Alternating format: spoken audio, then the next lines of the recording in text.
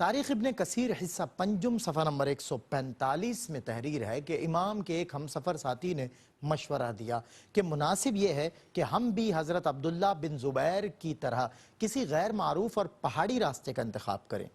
تاکہ اگر یزید کے کارندوں میں سے کچھ لوگ پیچھا کر کے ہمیں یا آپ کو نقصان پہنچانا چاہیں تو وہ اپنے ارادوں میں ناکام رہے۔ اس تجویز کے بعد جواب میں امام حسین رضی اللہ تعالیٰ عنہ نے فرمایا، نہیں، اللہ کی قسم میں کسی بھی صورت میں شاہراہ عام کو چھوڑ کر غیر معروف راستوں پر سفر نہیں کروں گا، یہاں تک کہ مشیت الہی میں جو ہے وہ ہو جائے۔ امام کے جواب سے بخوبی واضح ہے کہ آپ کسی خوف کی وجہ سے راہ فرار اختیار کرتے ہوئے مدینہ سے نہیں نکلے تھے،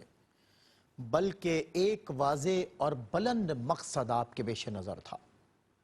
بہرحال امام عام راستوں سے روانہ ہوئے اور مدینہ منورہ سے مکہ مکرمہ کا راستہ 5 دن میں طے کرنے کے بعد شب جمعہ 3 شعبان کو آپ مکہ معظمہ پہنچ گئے۔ اس مقدس شہر میں داخل ہوتے ہوئے آپ اس آیت کریمہ کی تلاوت کر رہے تھے،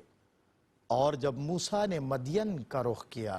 تو کہا کہ ان قریب پروردگار مجھے خیر اور صلاح کے راستے کی ہدایت کرے گا۔ مکے پہنچتے ہی حضرت امام علی مقام امام حسین رضی اللہ تعالیٰ عنہ نے اپنے مشن اور مقصد کا فوری آغاز کیا اور اس سلسلے میں خطوط روانہ کیے۔ علامہ ابن خلدون اپنی تاریخ جلد سوم صفحہ نمبر 284 میں بیان کرتے ہیں کہ امام نے مکہ تشریف آوری کے بعد بصرہ کے قبائل کے سرداروں کے نام ایک خط ارسال فرمایا۔ اما بعد، اللہ تعالیٰ نے تمام لوگوں میں سے محمد صلی اللہ علیہ وسلم کو نبوت کے لیے چنا اور نبوت کے ذریعے انہیں بزرگی سے نوازا۔ پھر جب حضرت صلی اللہ علیہ وسلم اللہ کے بندوں کو نصیحت اور ان کی رہنمائی فرما چکے اور حضور صلی اللہ علیہ وسلم نے اپنے فرائض کو بخوبی انجام دے دیا تو پروردگار نے انہیں اپنے پاس بلا لیا۔ ہم انہی کے اہل بیت اولیاء و ورثاء ہیں، لیکن ایک گروہ نے یہ حق ہم سے چھین لیا۔ ہم نے حقدار ہونے کے باوجود اس ظلم پر صبر کیا اور مسلمانوں کے درمیان اختلاف اور تفرقے کو ناپسند کرتے ہوئے امن و عافیت کو ترجیح دی، جبکہ ہم جانتے تھے کہ ہم اس حق کے سب سے زیادہ مستحق تھے جس پر دوسرے مسلط ہو کر بیٹھ گئے۔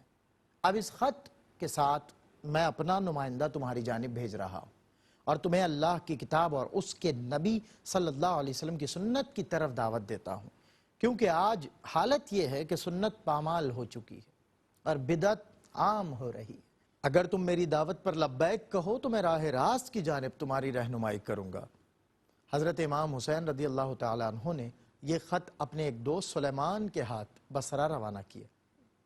سلیمان بصرہ میں اپنی ذمہ داری انجام دینے اور خط پہنچانے کے بعد گرفتار کر لیے گئے اور ابن زیاد نے کوفہ روانہ ہونے سے ایک رات قبل انہیں پھانسی چڑھانے کا حکم دیا۔